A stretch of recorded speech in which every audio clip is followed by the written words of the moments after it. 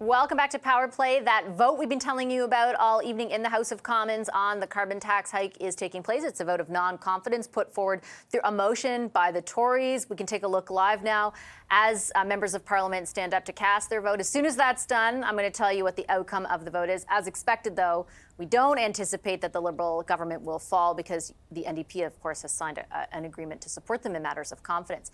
Meanwhile, the federal government is setting specific targets for temporary foreign workers for the first time. It's the latest move in their attempt to squeeze overall temporary resident rates after setting limits on international student visas just a few months ago. Today's move will limit some key labor force sectors and is meant to force negotiations with the provinces.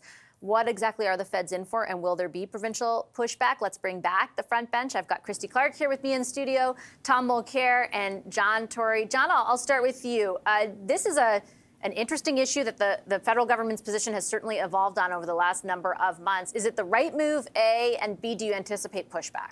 Well, I think it's the right move, and I think it's actually more incremental than it seems, because if you take into account the magnitude of the change itself in the number of the percentage of temporary workers that will be allowed in, and then you add to that the fact that the population growth, which was the overall issue, the population growth as a whole, was added to by pandemic measures that allowed more liberal rules, and by even Ukrainian refugees who came to Canada. There were hundreds of thousands of people who came under those kinds of circumstances. So I think if the objective is to sort of slow down this growth, it will work. The political side of it is harder to tell. And there have been some very key exemptions given, I think, in healthcare and construction. So that will help, too, to take areas where you'd really be in acute trouble if you tried to limit those to any extent when we're so short. So I tend to think it's the right thing to do, and it's not going to cause as much of a fuss. But when it comes to politics these days and how unpopular this government is, including with the premiers and others, you never know. But I think that it is the right thing to do.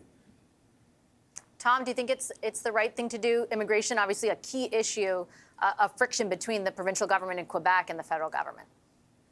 Yes, and that's one of the two main places where the next election is going to play out, the province of Quebec with its 78 seats. And I would add that the 60 or so seats in the greater Toronto area will be also crucial. And immigration plays out in both those cases in very different ways, but they're top of mind for a lot of voters. You almost feel obliged, Vashti, to make a profession of faith every time you say, actually, I think that Mark Miller's on the right track, reeling in the numbers where we are right now, because we've seen the effects on housing and so forth, because you never want to be branded as somebody who is any way, shape, or form against immigration. But I think that most people are against immigration with no planning, and that's where we've been. Mark Miller has been admirably transparent. He's been clear. He's been honest. When he arrived, he just looked at things and said, okay, this is a mess. It's out of control. And so he's been doing his best. He's opened up good channels of communications with Quebec. The Quebec minister, by the way, is one of the most open-minded people you could ever hope to see in the Quebec government in that file. She's working well with Miller, and that's good news for everybody. But with regard to the overall picture, the numbers have to be under some sort of control so that we can take care of the obvious needs in terms of housing, healthcare, education.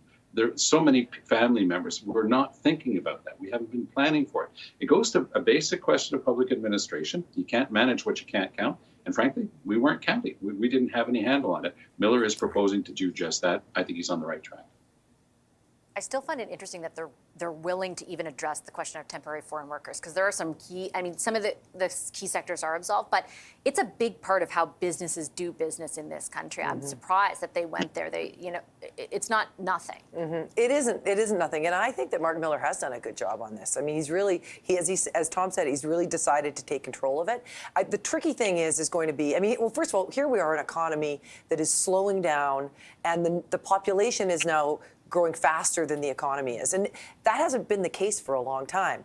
But still in some provinces, you see economic health really coming back. Alberta is a good example of that. So they're going to have to be careful how they negotiate this province by province, because some provinces, some sectors, probably the energy sector in Alberta, are still going to need lots of temporary workers. You can't, the Tim Hortons in Fort McMurray has to stay open somehow. And if there's nobody that will work there because nobody wants to work for $15 an hour in the oil patch, we need to start finding ways to address that. So they need to be sensitive to provincial needs. I think that's going to be tricky because they're not typically good that way.